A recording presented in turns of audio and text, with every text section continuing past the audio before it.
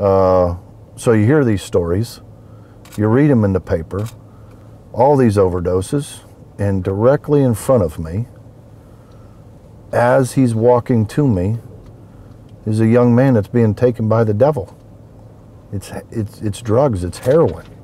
He looked like a skeleton. And I'd never faced that. As soon as I pick him up and I look right at him, I know that there's something going on. I can tell that he's distraught, really wired, doesn't look healthy. And when I picked him up, I asked him and I said, first thing I said is, are you going to see relatives when I'm taking you here to the airport? No, sir. That's how he responds to me. Wouldn't look me in the eyes, but just says, no, sir. And I said, then where are you going? Why am I taking you to the airport? And he says to me, I'm going to rehab. I'm not doing well. Right there, I just almost froze. I didn't stop the car, but I had to get a good look at him to see what he was doing. And I said, are you okay? And he says, yeah. And I said, rehab as in drugs? And he goes, yes.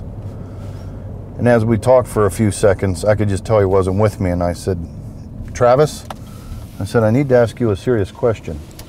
Are you going to overdose on me? No, sir. I said, Travis, I don't like what I'm seeing. I don't know for sure legally what I can do here. And I said, you don't look good. And he says, I haven't slept in days. I got to get on this flight.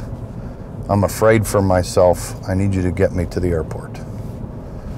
So then I asked him, Travis, when was the last time you used? Yesterday. What'd you use? Cocaine and heroin. And I was dumbfounded. I've heard of all of this. I've been around all of this.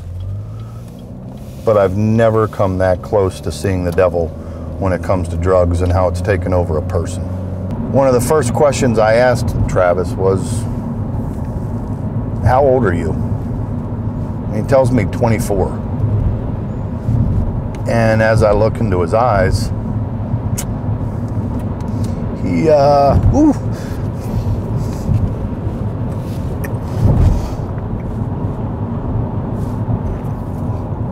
sorry, he's same age as my son, who's 24 years old, and it's a blessing that my son has never been around that or involved in that.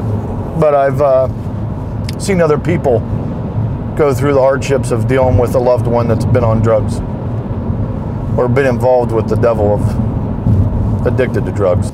I've been driving Uber for 3 weeks when this is coming about. I didn't know what to do, but looking in his eyes, seeing him in the back of the rearview mirror, I had to do something. I didn't know what at that time. He did not want to die. That was the biggest thing with me. He didn't want to die. He didn't want to. He was frightened. He wanted to help. He wanted help. He wanted to get to California. He wanted to get back to California and get himself better.